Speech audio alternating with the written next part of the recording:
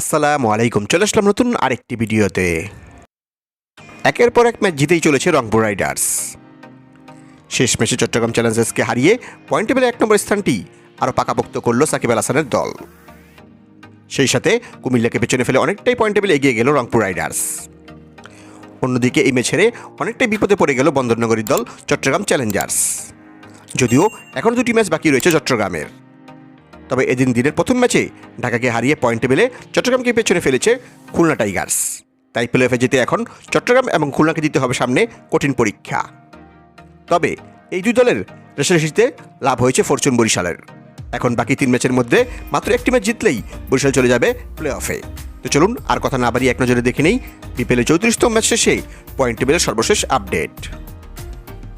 বিপিএলের point table যথারীতি 7 নম্বরে রয়েছে দুর্দান্ত ঢাকা।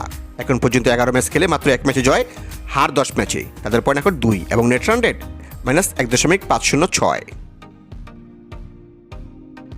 পয়েন্ট টেবিলে 6 নম্বরে অবস্থান করছে সিলেট স্ট্রাইকার্স। এখন পর্যন্ত 9 ম্যাচ খেলে জয় 3 ম্যাচে, হার 6 ম্যাচে। তাদের পয়েন্ট এখন 6 এবং নেট রান রেট -1.054। পয়েন্ট টেবিলে 5 নম্বরে নেমে গেছে চট্টগ্রাম চ্যালেঞ্জার্স। এখন পর্যন্ত 10 ম্যাচ খেলে জয় 5 ম্যাচে, হার 5 ম্যাচে। তাদের পয়েন্ট এখন 10 এবং নেট রান রেট -0.920। পয়েন্ট টেবিলে 4 নম্বরে উঠে এসেছে খুলনা টাইগার্স। 10 ম্যাচ খেলে 5 ম্যাচে জয়, হার 5 ম্যাচে। তাদেরও পয়েন্ট 10 এবং নেট রান রেট -0.101। এবং পয়েন্ট টেবিলে 3 নম্বরে রয়েছে ফরচুন বরিশাল। এখন পর্যন্ত 9 ম্যাচ খেলে 5 ম্যাচে জয়, হার 4 ম্যাচে। তাদেরও পয়েন্ট 10 এবং নেট রান রেট +0.475। পয়েন্ট টেবিলে 2 নম্বরে রয়েছে কুমিল্লা ভিক্টোরিয়ান্স। এখন পর্যন্ত 9 ম্যাচ খেলে 7 ম্যাচে জয়, হার 2 ম্যাচে। তাদের পয়েন্ট এখন 14 এবং নেট রান রেট +1.516।